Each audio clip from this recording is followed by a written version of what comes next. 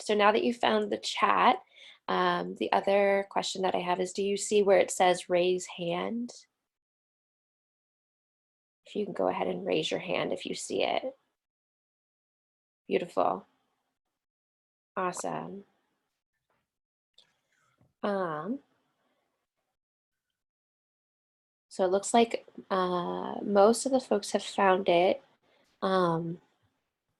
There's going to be a part at the end where we're going to be asking you all to share ideas. So those are the two ways that we would like you to share those. One is the chat is available for you throughout the entire session. You can chat to everyone, as you've seen people already do, or you can chat directly to any of the co-hosts. Please don't chat to me because I won't be, the way I'm sharing my screen, I won't be able to see it. Other parts is towards the end, we'll be using the raise hand feature when it comes time to share ideas and asking questions and that kind of thing. Cool, cool. Awesome. So with that, we'll go ahead and get started. I'm going to share my screen. Share. Great.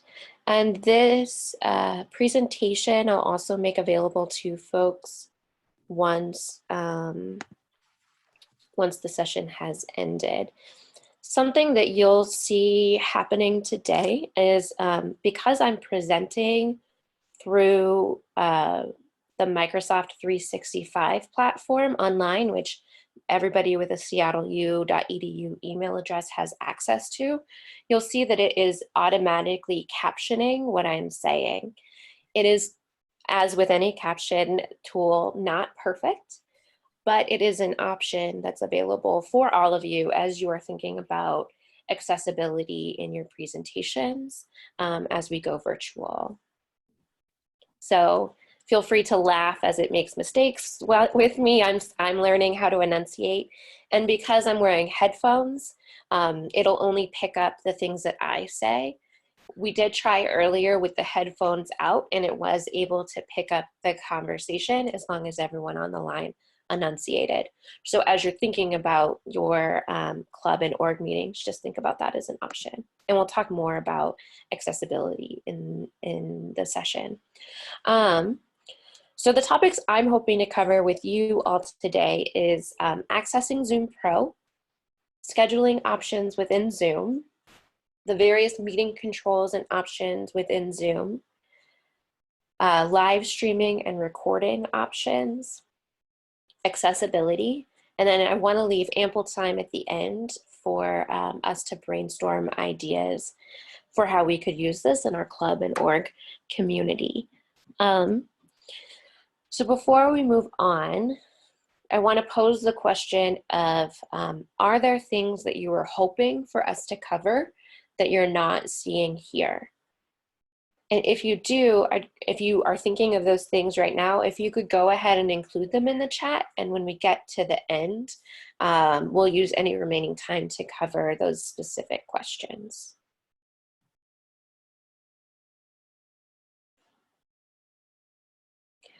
So just to reiterate is, if you are hoping that we cover a topic that you're not seeing here, go ahead and add it to the chat feature, and we'll make sure that we either cover it at the end of this session, or we work with you individually to cover what you need. Awesome. So with your seattleu.edu email address, I really want to encourage you to be using the Zoom Pro option that the university has procured for everybody. You go to this link, and what it gives you access to is it's free access. The university has paid for access to Zoom that has up to, I've heard for students it's 100 participants. I'll show you how to check that in a second, and unlimited length of time. So the free Zoom option that you might have already had with your personal email address, for calls that are over a certain number of participants, I think it's 4, you had to limit your time to 40 minutes, and then the call would shut off afterwards. So thinking about our club meetings, thinking about our events, I want to just share with you this resource that's available to everyone with their Seattle U account. The other thing that's great about Zoom in general is that there are mobile options. Somebody doesn't have access to a laptop or a computer, there is a mobile application that they can use on their phone. It is accessible on the web for folks who have that resource. And then there's also call-in options, which I'll show you. I'm going to toggle over to what it actually looks like. So this is the website. When you know you're in the right place, you'll see both Seattle U and Zoom at the top. And you'll see these 3 buttons at the bottom where you can sign in, host to start a meeting, and join a meeting in progress. I'm going to pop out to show you what my screen looks like. Let me see if I can move my little bar that's up here which doesn't interfere with what I'm doing. Okay. So my profile in Zoom, you will see a personal meeting ID, which I'll talk about in a second. Actually, I think that's also in here. So let me finish here first. So you'll see a personal meeting ID. So this provides a URL, a computer link that's consistent, which you can use your settings. If you see this little green check, it says use this ID for instant meetings. That means that if I'm logged into Zoom on my computer and somebody has this link, they can use that link to initiate a meeting with me. So that might be something to think about is if you're thinking about office hours for particular positions, this would be a stable link that you'd be able to give out versus scheduling a meeting, which we'll talk about in a second, where every different meeting has its own URL. Cool, cool. This part right here where mine says meeting 300, because I'm faculty and staff, I believe I've been told that we have a different capacity than students. I haven't actually confirmed that with any student, but you could go back into your own Zoom account and see what your capacity is. If your capacity is up to 100, I mean, that's a very significant number of people that you can get on one call. A lot of our programming could be met using that capacity. And if you do have access to something with a higher capacity, that's something to think about, what are we doing for our larger events that aren't happening? Thinking about things like the drag show or some of our cultural club events. Is there a way that you could get creative with Zoom and still be able to release your content to 300 people? The other thing with Zoom to know about is the dedicated support team. So on your My Profile page, there are options for video tutorials, knowledge base, lots of troubleshooting, as well as people to chat with instantly. I'm going to pause here because the next thing that we'll talk about is scheduling meeting. Awesome. Daniel says that they also have 300. So that's great. That's awesome to hear. Very exciting. So take advantage for sure. Okay, so as we jump into scheduling a meeting, I'm just going to show you what it looks like. Are you still able, everyone's seeing my screen still? Great. So the ways, thanks DeAndre. DeAndre is using reactions at the bottom, gave me a thumbs up. I appreciate. So on the top right, you'll see these options to schedule a meeting, join a meeting, and host a meeting. Host a meeting is essentially starting something right now. So if we were to hop off this call, hop into another call, I could just host it and then invite people to it in the moment. Joining a meeting is if you had, say, this meeting ID, and you wanted to click join a meeting and then type in that meeting ID, that's another way that you could get into a meeting already in progress. What I really appreciate and thinking about for our club and orgs, thinking about replacements for your weekly meetings, this schedule a meeting option I think is great. So I wanted to share that with you. So let me just go ahead and do test meeting. I'm going to schedule this for Saturday. The description, it's going to be like video party. Let's do Saturday at 5 p.m. I can set the duration, can set the time zone if somebody is, if maybe the person who's coordinating the meeting is in a different time zone than the others, you can set the time zone and it'll show up at the appropriate time. You can select if you want it to be a recurring meeting. So thinking about those weekly meetings, maybe we want to have a dance party every Saturday.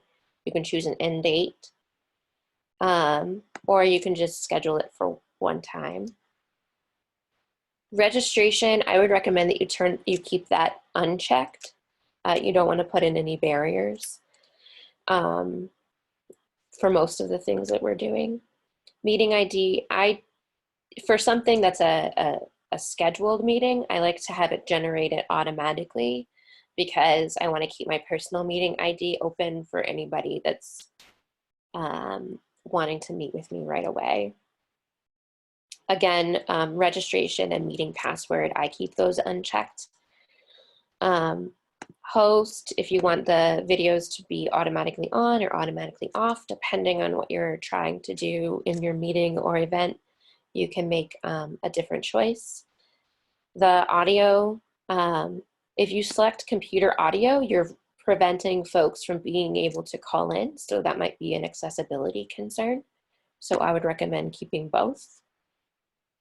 I like enable join before host. If I uncheck that and I'm late to a meeting, which those who know me would not be surprised by that happening, then they're not able to actually get into the meeting space. So I like to enable join before host so that by the time I get there, everyone else is already in the session and we're ready to go. The rest of these are options that, you know, again, depending on what you're wanting to do. If you're thinking about using this for a large scale event, you might want to mute participants upon entry. For a meeting, that seems a little rude. So do what makes sense for you. And we'll talk about breakout rooms in a further session or another part of this session. So we'll go into what this looks like later. The last piece is recorded the meeting automatically. That's your call. It can save it on the local computer or in the cloud. And again, we'll talk a little bit about that. The last thing, and I have a slide coming next, is alternative hosts. So those three lovely folks who introduced themselves at the beginning, they are our alternative hosts for today. And I'll talk a little bit about why you would want to have that. When you click save, the meeting is scheduled. You can add it to different calendars. This is the join URL. So I like to copy and paste this into, if I'm doing, you know, a calendar invite with it, because this is nice and short and sweet. The invitation will be something longer. It'll include all the information that they would need to call into the meeting, again, if they don't have access to a computer. So it has a lot of those accessibility concerns built in. And that's the nuts and bolts for getting a meeting scheduled. Any questions before we move on?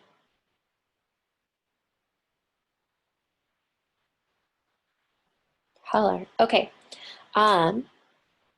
So adding alternative hosts. As you can see, I'm kind of clicking around. It's hard for me to follow the chat. So it allows me, it frees me up to focus on engaging with you all, focused on getting through the content. Alternative hosts can manage polls, which we'll talk about, manage breakout rooms again, which we'll talk about. And also, really importantly, I think as we're learning this, is they can work with students who are having technical issues. For me, I like to have at least 2 other folks that are alternative hosts on the call, just to help troubleshoot and have a few extra hands on deck.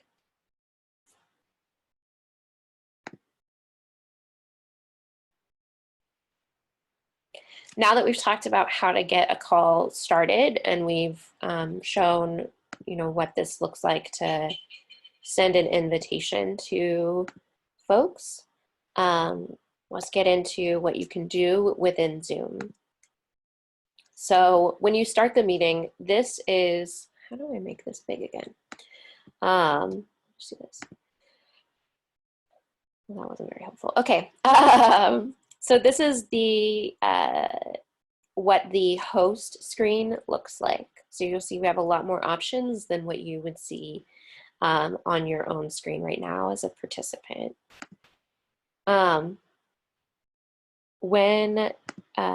Oops. Shoot. Okay. So once you're in, obviously you can mute and unmute and share your screen and turn off your video, turn on your video. But then this is the button where once you're in a call, you can go ahead and invite your team. And similarly to what it looked like on the meeting information piece, you'll have an opportunity to copy just the URL or copy the full invitation. And then you can email them directly. Within Seattle U, there's this contacts link. So you can click there if you want to, basically you would then be emailing your people or otherwise chatting with them to get them the link. Once you have participants on the call, there's this manage participants button. For each participant, you can go through, you can unmute, you can make them a co-host, you can assign them to type closed captions, which we'll talk about. You can put them on hold if you need to. This is also another way that you can scroll through and see if anybody has raised their hands. And there's mute all and unmute all if there's conversation pieces. When you share your screen, you have an option to share your full desktop. There's a whiteboard option if you're thinking of doing something collaboratively. And then for me, I think also if you have a device where it's easier to be doing some drawing things back and forth, that's an option. For me, I tend to be typing, so I might use an Office 365 Word document, something that's shareable that everybody can edit at the same time. Or if I wanted to just share with you my Chrome or my Microsoft PowerPoint, if it's kind of sharing as much as you would like.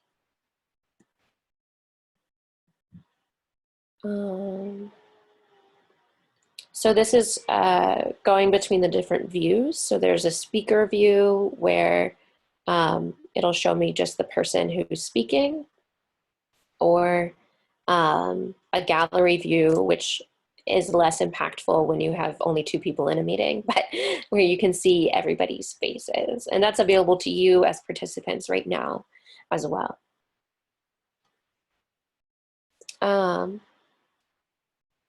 Any questions before I jump into polling?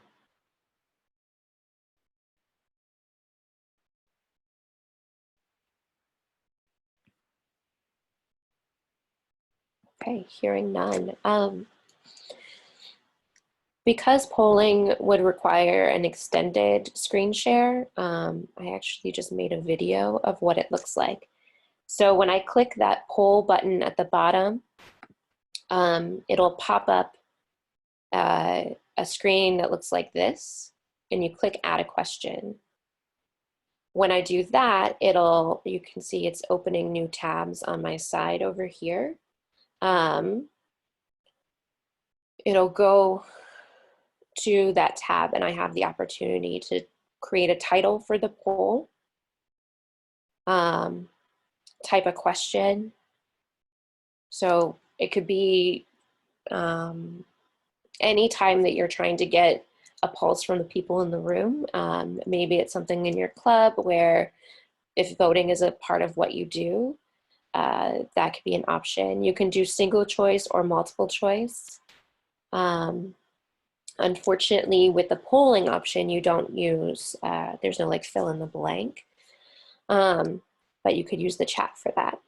So when you save the poll, this again is, you'll notice it's that same meeting at the very bottom. There's a poll 1 test. I went ahead and added another poll. So we'll just call it poll number 2. Type in whatever is appropriate for what question you're trying to ask your group.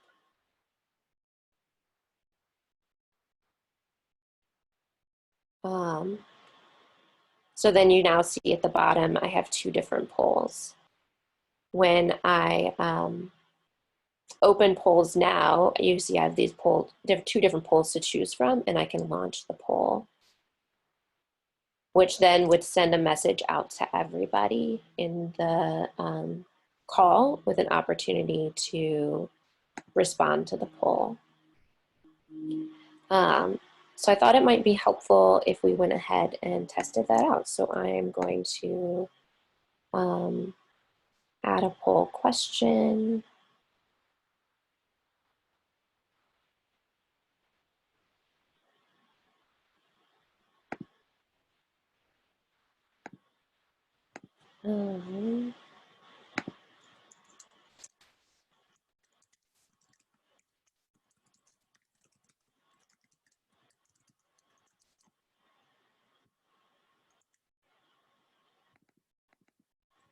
So what I'm doing right now is I'm just creating it on the fly. You do have the option to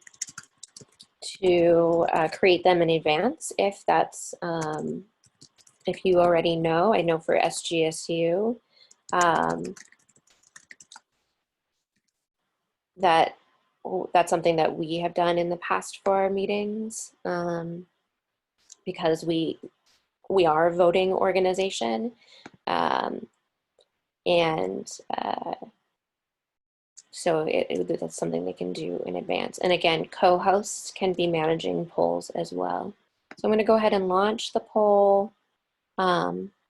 Sometimes the first time that I launch a poll, it'll require me to launch it twice, but I can see already that I have 3 of the 11 people having responded.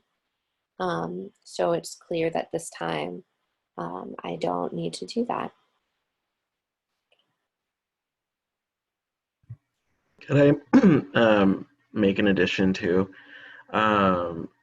something that I've been noticing as a co-host, which might be helpful for you all to note, is that if you are a co-host, usually you won't have the ability to vote in the poll that you're hosting.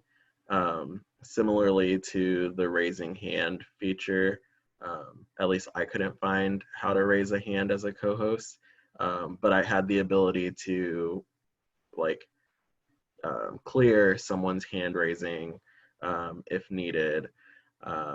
So just like something to be thinking about too, at least based off of what I've been seeing on my end. Thank you, DeAndre. So on your screen, you should see now the results of our poll. Did that pop up for you all?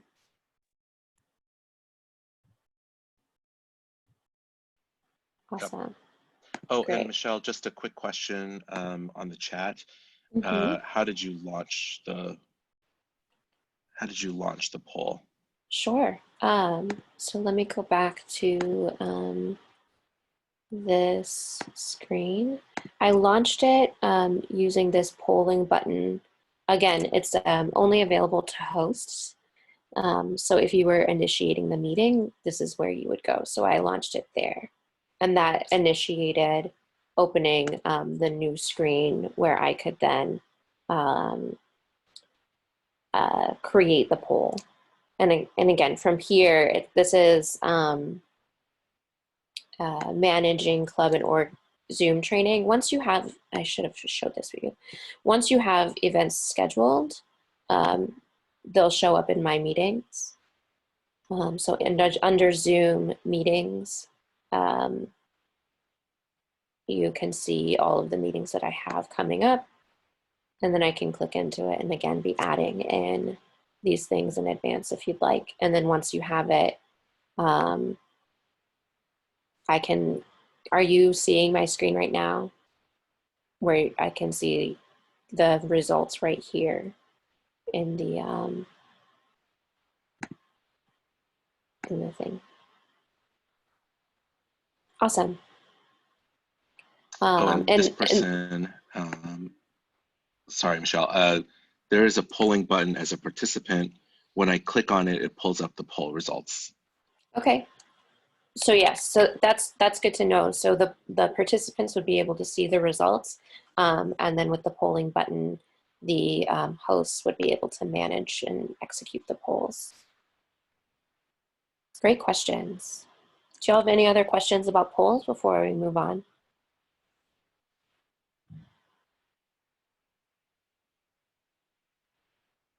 Great. So another feature I wanted to talk to you all about is breakout rooms. So breakout rooms is essentially a small group discussion space that that you can create virtually. They can be pre-assigned. For example, if you have subcommittees with your organization where you already know, DeAndre and Jess are in subcommittee A and Angel and McKenna are in subcommittee B, you can create that ahead of time. Or they can be created on the fly during the call. Note though that if you're recording, when you go into breakout rooms, that can sometimes affect the recording because you can only hear the breakout room that you're a part of, and so the recording just doesn't know what to do with that. So when they're created in advance, this was, again, from when I was scheduling the meeting, I would click this button to add more breakout rooms. I would add participants by email.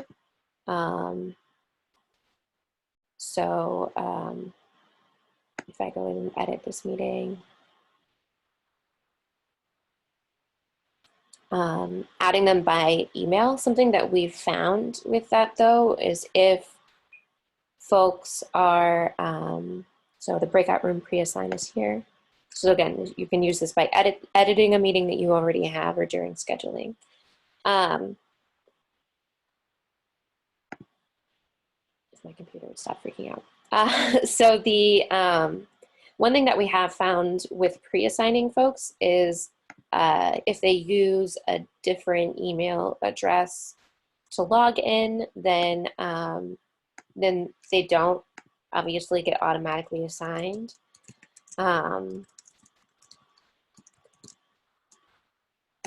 But you can go in and you can add folks. There is another option if you have a lot of folks that you're trying to add.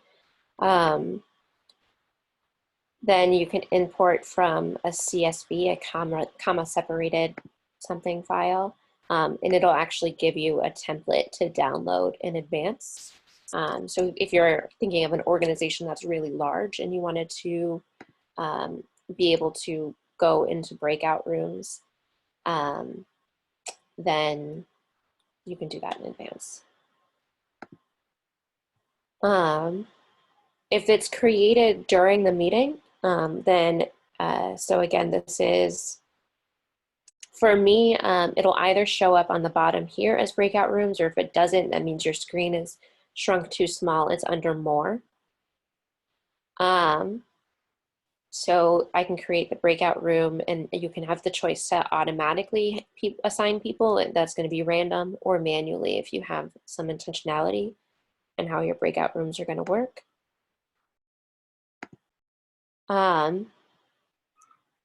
This is where you can edit and toggle and move folks from one breakout room to another. You can rename the breakout rooms, especially subcommittees that might make your life easier. You would click this blue button to open all rooms. And if you look what's happening in the background, you see that Joe and I are in this space together.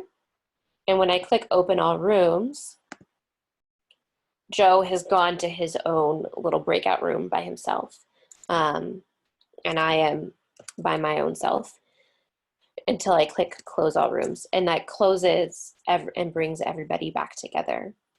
So something I think that's really helpful just to re-emphasize in this moment is that breakout rooms, if you're creating breakout rooms, it's not saying that your entire meeting is in this small group.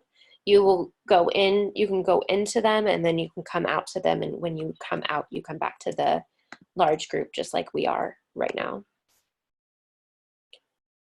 Any questions about breakout rooms?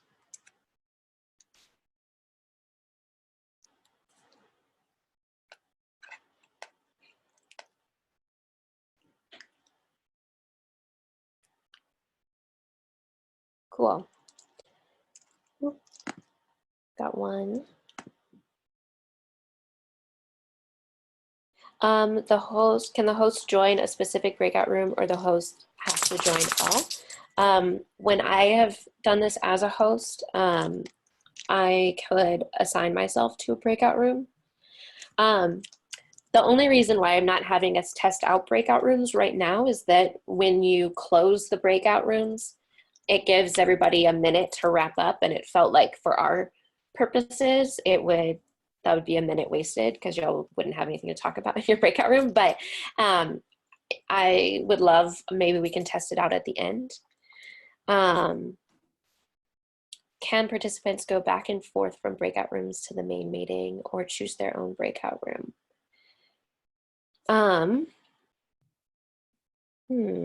Let's try that. So after we get through the content, because what I can do is I can turn the recording off while we play.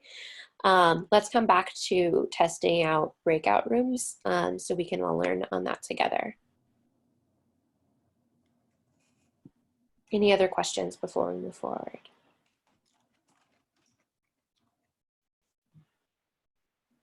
Great. So I know with this call, with many of the calls that we will be doing, recording is going to be important because we're trying to serve a community of folks, and it's hard to get everybody together. I imagine that some of your club events or meetings might be the same. So usually for this purpose, because we knew that we needed to record to fulfill our promises to the community, I told you what you could do to protect your privacy during a recording.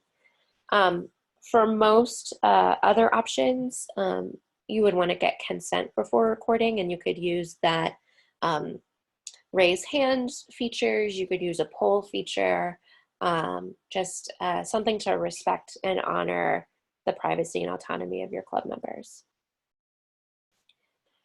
So to start a recording, again, this is the host screen down here. There's the record button. You have the option to record to the cloud or record on this computer. My computer is 10 years old, so I tend to record to the cloud. And it saves it in Zoom for, I think it's 120 days is the notification that I got the last time. So that's something to record specifically in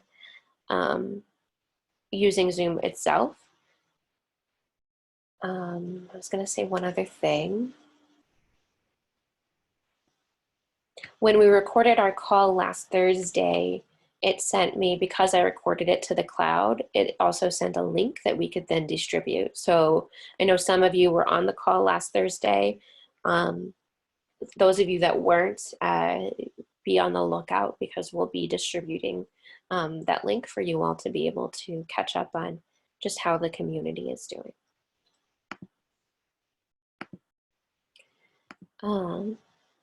So another option that's available is streaming.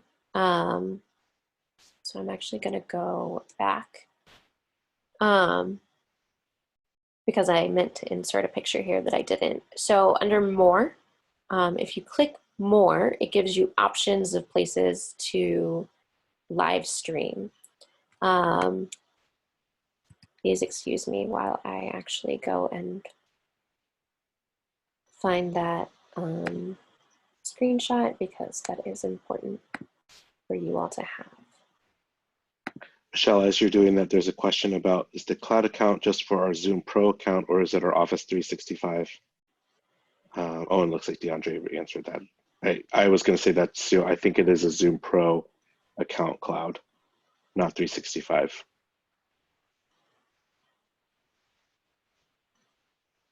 Thank you. So, like, again, I told you I have a 10-year-old computer, so excuse me while it takes a little while to load. I wanted to show you what this looks like in the corner because it'll give me an option to stream on Facebook or there you go. So live on Facebook, live on Workplace by Facebook, or live on YouTube. So those are the options for when I go to try and live stream. Those are the options that come up for me.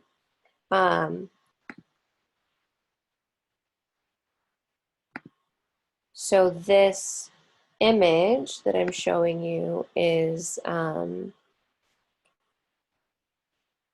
what pops up when you click record on Facebook. So it'll open up Facebook in your browser, and then it'll give you options for where to share it. So for me, I would probably share it on a page that I manage because it's related to an organization and not my personal. And then I would go through clicking next. Right now, if that feels a little bit scary for you, that's totally fine. What I'm doing right now is I'm using the record options within within Zoom, so that because I know that I can upload it to those places later.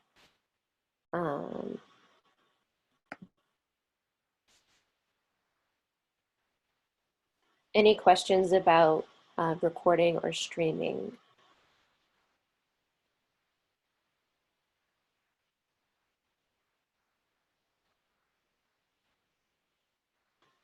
Okay.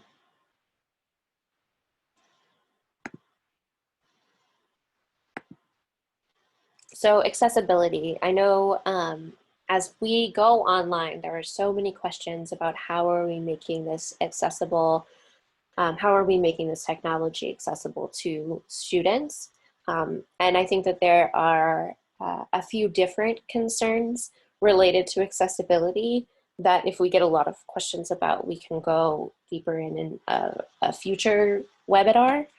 The main ones that I address today are closed captioning options, and then accessibility for those that might not have access to a smartphone or to a computer.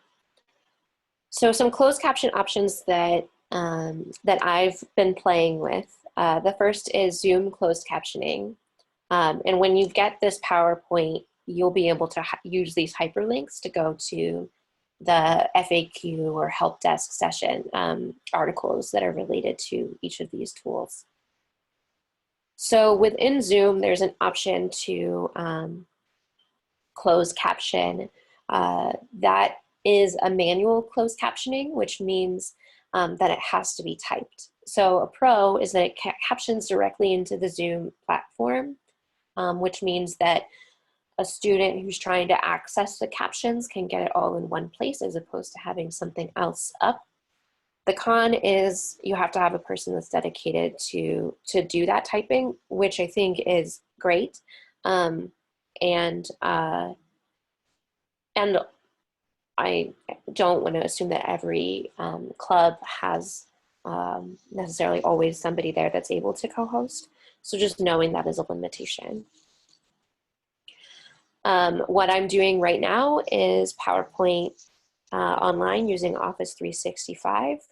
So you can see the pros is that my co-hosts are not having to frantically type as I go. The cons is that it requires use of PowerPoint. So thinking about conversations that you would be having as a group, you might not be using a PowerPoint for, or it requires quality audio. So depending on the quality of the sound of the other participants. Right now, as I shared at the beginning, I'm using headphones, so it's only capturing what I say. It's not capturing what anyone else says.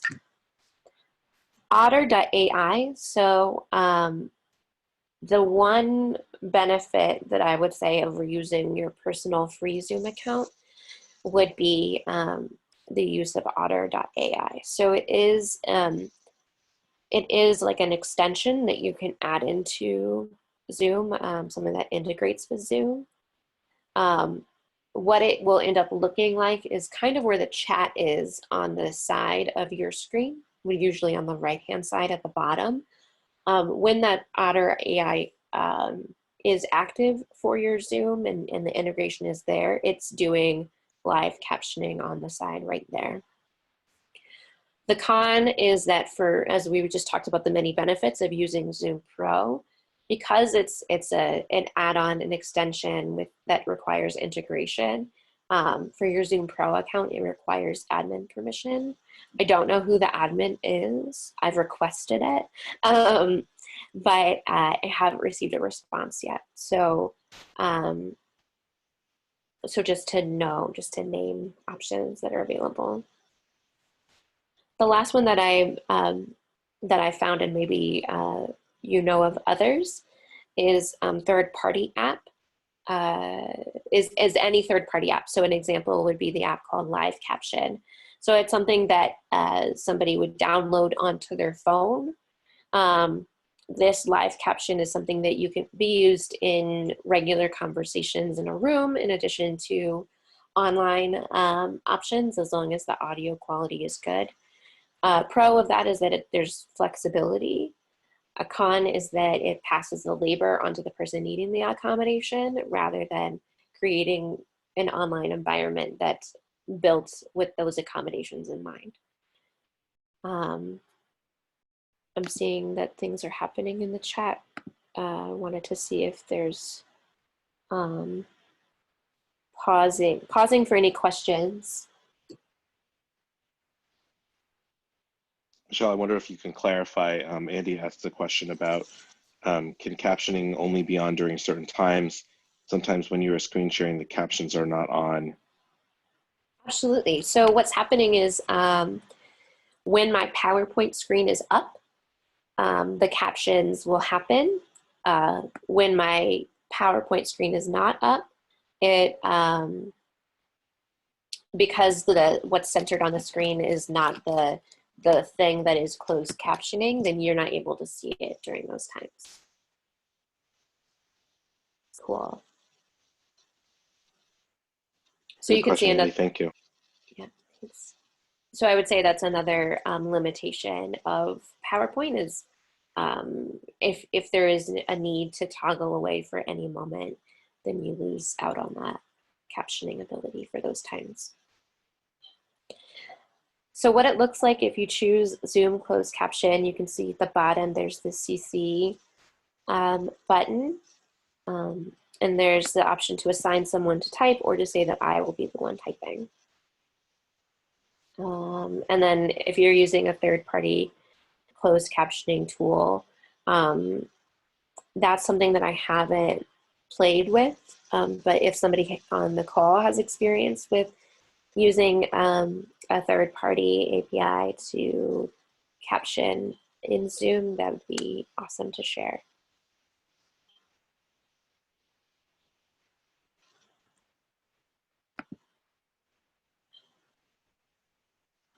For tech accessibility, we covered this at the beginning, that there's options for folks to dial in, there's phone app and web options, and the option to record for later, which all are ways to address accessibility concern. I think if you know that you have folks dialing in on the call, which you would know that by when you look in gallery view at all of the people that are on the call, it'll be a phone number instead of somebody's name. So you as the host would need to be aware to describe the content well enough to be inclusive of those who are calling in. Rather than saying, okay, you can see by the text that's in green, you would say, you can see by the text that says blah, blah, blah. You would want to read it to make sure that they can be included in the conversation.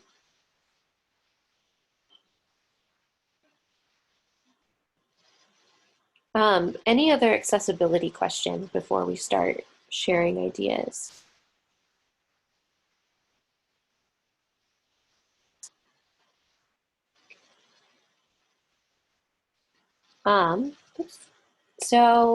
In addition to meetings, so this is sort of the end of our content. Now it's just like, let's talk with one another. So in addition to meetings, how could you see your org using Zoom to meet your needs? And if you've seen anything online, share the link. And so what I would ask is that you use the chat for those ideas, or to raise your hand. And if you raise your hand, then we'll unmute, or yeah, come in and unmute you.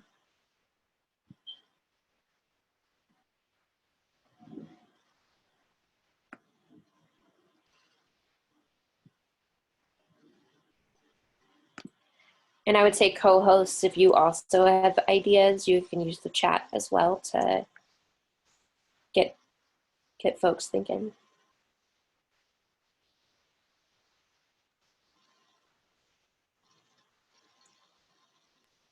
I know I've heard a lot of students in the conversations that I've had talk about how do we do community building online. And so I know that that's a constant question, and I don't think it's just like a one session type of thing.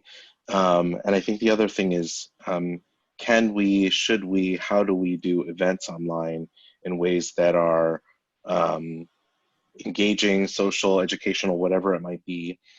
There was a good question early on about bulletin boards and just encouraging folks to use Connect SU, as we'll be pushing people in that direction. We've also asked that campus entities use Connect SU. And if you have any connectivity questions about that, I'm also happy to do like one of these for Connect SU if that would be helpful for folks. So just a couple ideas there. I'm going to go ahead and unmute everybody so that we can just have folks participate, unless that's great. I know So feel free. We had talked about for our group trying to possibly get together like a larger digital forum of students and teachers to talk about, you know, how Zoom classes for the last week of winter quarter went, and suggestions that everyone has to try and make Zoom classes and testing and things like that go more smoothly for next quarter.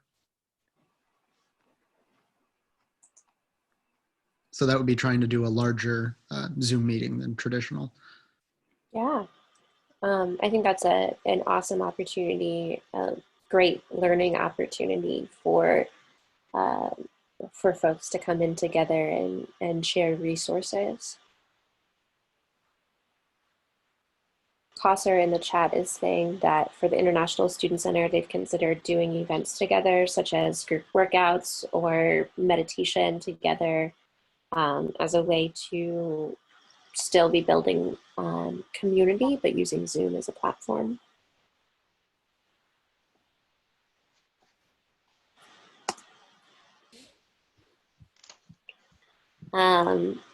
I was in a call the other day with Jess and shared have you all seen the choir going around, like the videos of the choir in gallery view? Oh, beautiful. Yeah. singing together. So thinking about, what are those ways that you and your organization would be in community together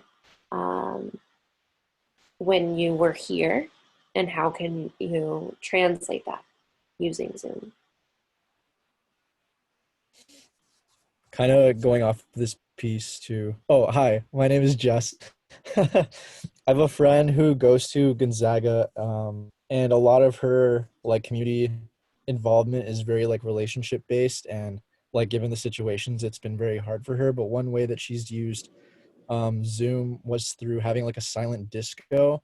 She was able to hook up her Spotify account with Zoom, and then like somehow like everyone has their own like headphones or whatever, and then they can like all like party together online. So I think that's a pretty creative and cool way to get engagement going. Oh, I love that. Something that we're thinking of for iLead. If you haven't already heard of iLead, you're all invited. We will. You will definitely be hearing more information about that. But iLead is our annual conference that happens in the spring. Every club can send 2 members to attend. Anyway, so it's typically a day and a half long conference with something like 40 workshops. And so we're trying to think about how to do that in an online way. And so in addition to, all of these kinds of thoughts about accessibility and the things that we've talked about, we're also planning to send a little care package to anybody who registers as a conference attendee ahead of time, so that even though we are spread out, everybody has the same things in their hands, resources available to them. We can share like the same, some daily reflection or something like that. Like there's lots of things that you could be doing using good old snail mail.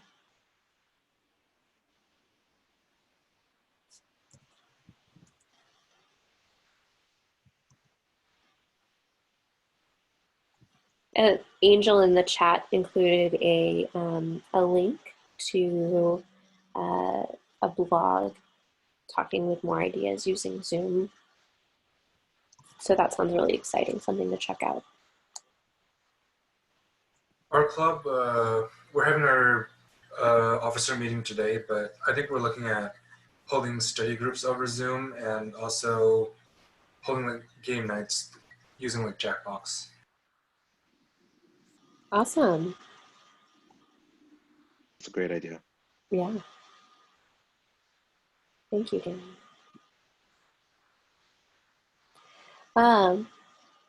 So there's another affirmation for Jackbox. Wanted to be conscious of time and still play with breakout rooms. So if anybody needs to leave, the only thing I would ask is if you have ideas for future webinars, trainings, this kind of thing, that you would like for CSI to host, and include them in the chat before you go. We would really love to do that. Those of you who are able to stay, I'm going to go ahead and do one test breakout room scenario. So as we practice the breakout rooms, the questions that we are specifically looking for are you as a participant able to move back and forth between breakout rooms? And are you able to change your breakout room once you're in it? So I'm going to randomly assign you all to breakout rooms. I'm going to open the breakout room. I'm going to close it. It'll give you a minute to wrap up. But while you're in your breakout room, look to see if you find an option to change yourself, to assign yourself to a different breakout room. Okay, so going in, more breakout rooms.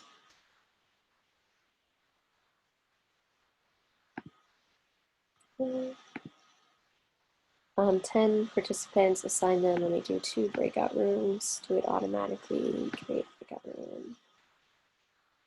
Okay, and we're gonna open all rooms.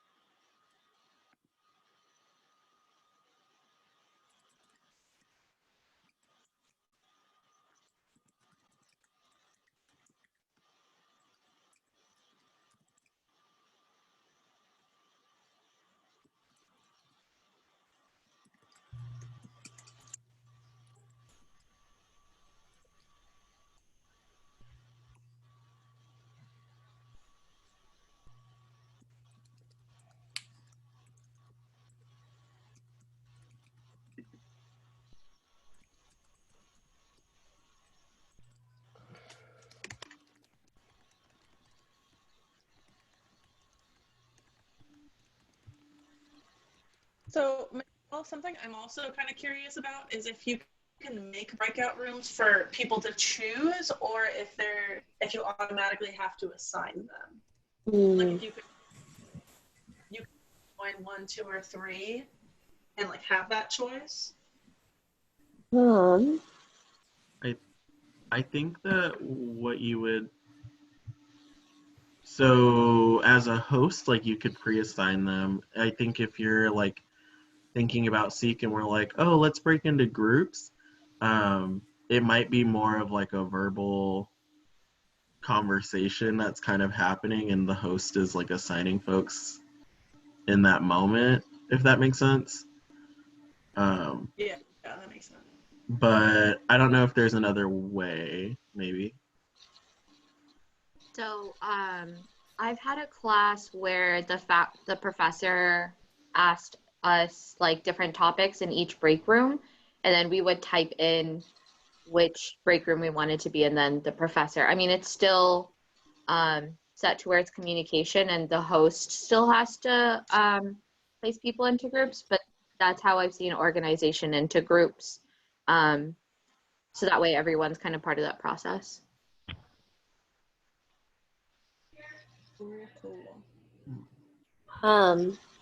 Thank you. Yeah, I'm not seeing an option where that allows you to have that choice as a participant. A question was about which group the host would join. So it gave me an option to choose a room. And then I'm seeing messages in the chat about I'll be able to go back to the breakout room. Me as the host, I can reopen the room at any point, and it'll automatically, if anybody popped out, you can like get them back in that way. But I'm also not seeing something on my end. I think I would have to manually go and find whoever left and try and get them back in if I did another way. Did I see a raised hand? Yeah, you just answered my question. I wondered if once we came out of the breakout room, if the host could push us back in. I think so. It went from your pictures when you jumped out of a breakout room went from being grayed out to being black again. And so we could run another test at another time, but I am able to see who is in the room and who has left it. Thank you.